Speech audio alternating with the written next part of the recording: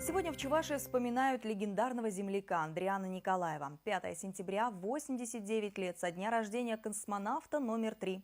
Традиционно все события, связанные с Андрианом Григорьевичем, отмечают на его малой родине, в селе Шоршилы. Почтить память космонавта приходят не только односельчане. Всегда приезжает много гостей и из Чебоксар. Например, символично, что первая школьная экскурсия для первоклашек из 10-й столичной школы, которая носит имя Николаева, прошла в мемориальном комплексе летчика-космонавта.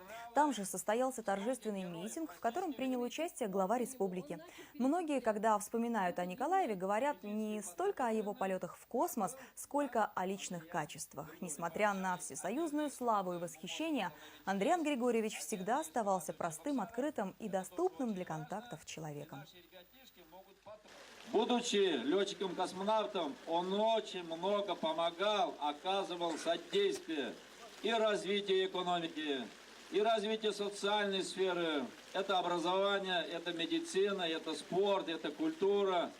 Кроме этого, многое сделал, вообще это тоже важно подчеркнуть, для Марбасадского района, для Шоршилы. И практически он был всегда доступным человеком, очень порядочным, очень трудолюбивым, очень честным человеком.